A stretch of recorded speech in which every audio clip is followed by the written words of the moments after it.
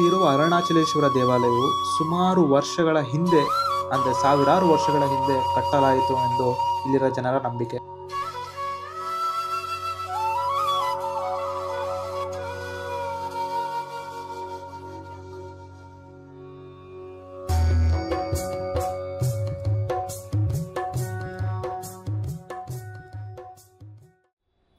Hello RTF, ಎಲ್ಲರೂ super ಆಗಿದ್ರೆ ಸಕ್ಕತ್ತಾಗಿದ್ರೆ ಅಂದ್ಕೊಂಡಿದ್ದೀವಿ. ಸೊ ನಿಮ್ಗಾಗಲೇ ಗೊತ್ತಿರುತ್ತೆ ನಾವು ಎಲ್ಲಿಗೆ ಬಂದಿದ್ದೀವಿ ಅಂತ. ಇವತ್ತು ನನಗೆ ತುಂಬ ಸ್ಪೆಷಲ್ ದಿವಸ, ಯಾಕಂದರೆ ಇವತ್ತು ನಾನು ನಮ್ಮ ತಂದೆಯಾದ ಅರುಣಾಚಲೇಶ್ವರನ ದೇವಸ್ಥಾನಕ್ಕೆ ಬಂದಿದ್ದೀನಿ. ಏನಕ್ಕೆ ಅಂತ ನೋಡಿದ್ರೆ ಇವತ್ತು ಚಂದ್ರು ಬರ್ಡೇ. ಸೊ ಚಂದ್ರು ಬರ್ಡೇಗೆ ನೀನು ಅವನು ತಿರುವಣ್ಣಾಮಲೈಗೆ ಬರಲೇಬೇಕು ಅಂತ ಹೇಳ್ದ. ಅದಕ್ಕೆ ಅಂತ ಹೇಳ್ದೆ ಅಲ್ಲ, ಅದು ಹಣೆಯಲ್ಲಿ ಬರೆದಿತ್ತು. ಯಾಕಂದರೆ ಪ್ಲ್ಯಾನ್ ಇರಲಿಲ್ಲ. ಲೈಕ್ ಲಾಸ್ಟ್ 1 ವೀಕಲ್ಲಿ ಏನೋ ಒಂಥರ it was not good actually, negative thoughts and everything. ಅದಕ್ಕೋಸ್ಕರನೇ ಒಂದು ಸತಿ ಬರಬೇಕು ಅಂತ ಅನಿಸ್ತು. ಸೊ ಬಂದುಬಿಟ್ಟಿದ್ದೀನಿ. ನನ್ನ ಟ್ರಾವೆಲ್ ನೋಡಿದ್ರೆ ಒಂದು ರೋಲರ್ ಕೋಸ್ಟರ್ ರೈಡು ಗೈಸ್. ತುಂಬ ನೋಡಿದ್ರೆ ಒಂದು 4-5 kg ಕಡಿಮೆ ಆಗಿಬಿಟ್ಟಿದ್ದೀನಿ ಆಲ್ರೆಡಿ ಈಗ 1-2 ವೀಕ್ಸ್ ಟ್ರಾವೆಲಲ್ಲಿ. ಬಟ್ ಇದ್ರೂ ಇಲ್ಲಿ ಬರಲೇಬೇಕಂತ ಇತ್ತು, ಬಂದುಬಿಟ್ವಿ. ಸೊ ಒಳಗಡೆ ಹೋಗಿ ಅದ್ಭುತವಾಗಿ ದರ್ಶನ ಮಾಡಬೇಕು. ಈ ಒಂದು ಆಸ್ಪೀಷಿಯಸ್ ಡೇನ ಚೆನ್ನಾಗಿ ಎಂಜಾಯ್ ಮಾಡೋಣ. ಇವತ್ತು ನೋಡಿದ್ರೆ May 1. So May 1 workers day. ನಾವು ವರ್ಕ್ ಮಾಡ್ತಿದ್ದೀವಿ. ಸೊ ಅವ್ರಿಗೂ ಒಂದು ವಿಶೇಷ ಹಾಕ್ಬಿಟ್ಟು ಒಳಗಡೆ ಹೋಗಿ ನಮ್ಮ ಅರುಣಾಚಲೇಶ್ವರನ ನೋಡೋಣ ಬನ್ನಿ. ಅವ್ರ ಆಶೀರ್ವಾದ ಖಂಡಿತ ಗೆಲ್ಲರೂ ಇರಬೇಕು. ಬನ್ನಿ ಹೋಗೋಣ ಗೈಸ್.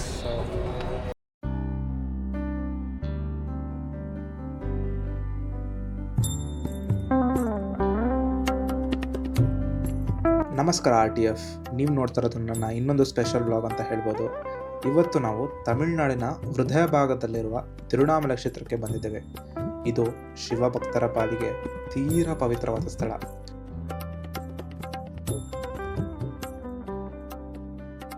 ಈ ವಿಡಿಯೋದಲ್ಲೇ ನಾನು ನಿಮಗೆ ಇಡೀ ತಿರುವಣ್ಣಾಮಲೈನ ಪರಿಚಯ ಮಾಡಿಕೊಡ್ತೀನಿ. ಆದ್ದರಿಂದ ಕೊನೆವರೆಗೂ ನೋಡೋದು ಮರಿಬೇಡಿ.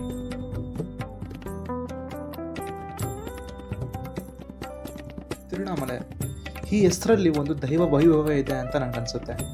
ಯಾಕಂದರೆ ತಮಿಳುನಾಡಿನ ತಿರುವಣ್ಣಾಮಲೈ ಡಿಸ್ಟಿಕ್ನ ಪವಿತ್ರವಾದ ಸ್ಥಳ ಅಂದರೆ ಅದು ಅರುಣಾಚಲ ಬೆಟ್ಟದ ಪಾದದಲ್ಲಿರುವ ಅತ್ಯಂತ ಶಕ್ತಿಯುಳ್ಳ ಲಿಂಗ.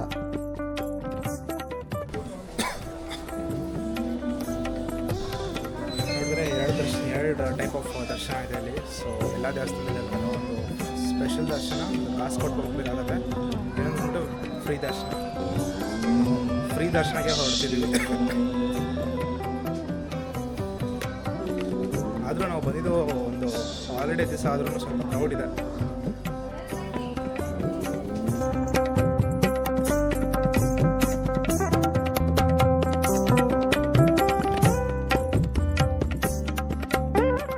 ಇದು ನಮ್ಮ ಪಂಚಭೂತಗಳಲ್ಲಿ ಒಂದಾದ ಅಗ್ನಿಯನ್ನು ಪ್ರತಿನಿಧಿಸುವ ದೇವಾಲಯ ಅಂತ ಹೇಳ್ತಾರೆ. ಇಲ್ಲಿ ಬರುವ ಭಕ್ತರ ಸಂಖ್ಯೆಗೆ ಲೆಕ್ಕನೇ ಇಲ್ಲ.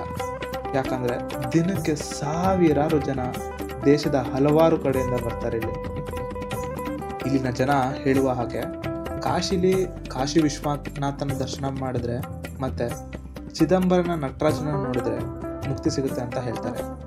ಆದರೆ ಇಲ್ಲಿ ಅರುಣಾಚಲ ನೆನೆಸಿದ್ರೆ ಸಾಕು, ಮನಸ್ಸಿಗೆ ನೆಮ್ಮದಿ, ಸುಖ, ಶಾಂತಿ ಮತ್ತು ಮುಕ್ತಿ ದೊರೆತಿದೆ ಅಂತ ಇಲ್ಲಿನ ಜನರ ನಂಬಿಕೆ.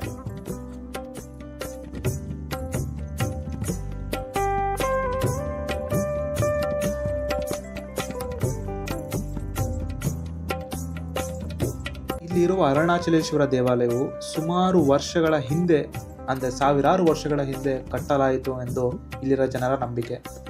ಈ ದೇವಾಲಯವನ್ನು ಅನೇಕ ರಾಜರಿಂದ ಅಭಿವೃದ್ಧಿಪಡಿಸಲಾಗಿದೆ ಎಂದು ನಮ್ಮ ಇತಿಹಾಸ ಹೇಳುತ್ತದೆ.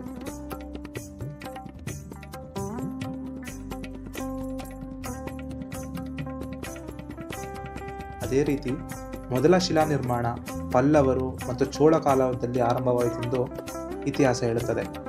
ಹಾಗೆಯೇ ವಿಜಯನಗರ ಸಾಮ್ರಾಜ್ಯ, ಅಂದರೆ ನಮ್ಮ ವಿಜಯನಗರ ಸಾಮ್ರಾಜ್ಯದ ರಾಜರು ಕಾಲದಲ್ಲಿ ದೇವಾಲಯದ ಗೋಪುರಗಳು, ಹಳ್ಳಿಗಳು, ಮಂಟಪಗಳು ನಿರ್ಮಾಣವಾಯಿತು ಎಂದು ಹೇಳಲಾಗುತ್ತದೆ.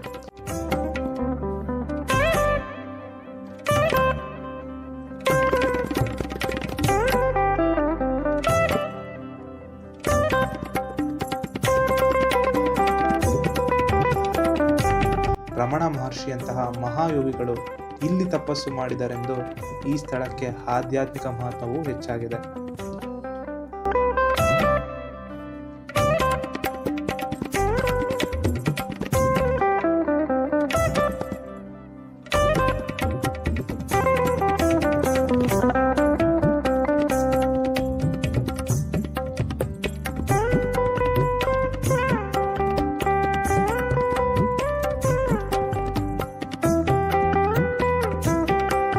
ಇರ್ಬೋದು ಅದೆಷ್ಟು ಚೊಕ್ಕವಾಗಿ ನೀಟಾಗಿ ಎಷ್ಟು ಸುಂದರವಾಗಿ ನಮ್ಮ ಶಿಲ್ಪಿಗಳು ಇದನ್ನು ಕೆತ್ತನೆ ಮಾಡಿದ್ದಾರೆ. ಬನ್ನಿ ಎಲ್ಲರೂ ತಮ್ಮ ತಂದೆಯಾದ ಅರುಣಾಚಲೇಶ್ವರನನ್ನು ದರ್ಶನವನ್ನು ಪಡೆಯೋಣ.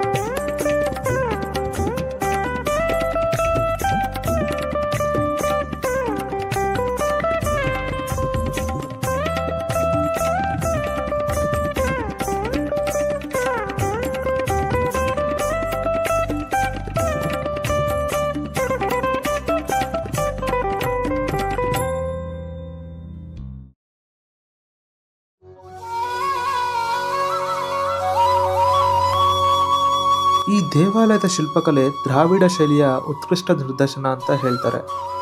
66 ಹೆಕ್ಟೇರ್ ವಿಸ್ತೀರ್ಣದಲ್ಲಿರುವ ಈ ದೇವಾಲಯದಲ್ಲಿ ನಾನು ಹೇಳಿದಾಗೆ 4 ಬೃಹತ್ ಗೋಪುರಗಳಿವೆ.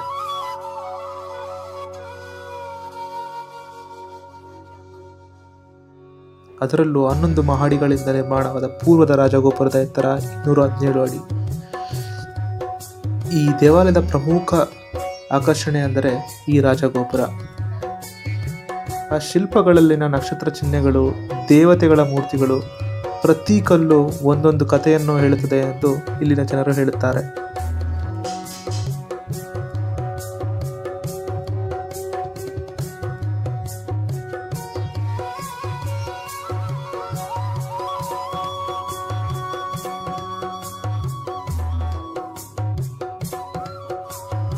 ದೇವಾಲಯದ ಹೊರಗಡೆ ಬರುತ್ತಾ ಹೋದರೆ ನಿಮಗೆ ಅನ್ನದಾನವೂ ಏರ್ಪಡಿಸಲಾಗಿರುತ್ತದೆ.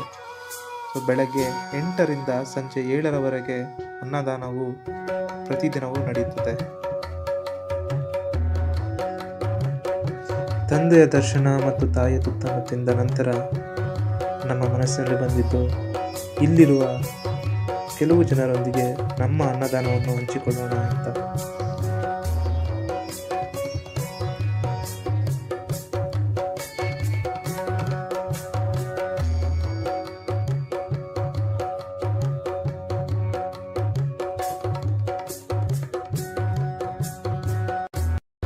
ತಿನ್ನುವಾಗ ಅವರ ಮುಖದಲ್ಲಿ ಕಂಡ ಆ ಭಾವನೆ ನಿಜಕ್ಕೂ ಅದೊಂದು ಬೆಲೆ ಕಟ್ಟಲಾಗದ ಅನುಭವ.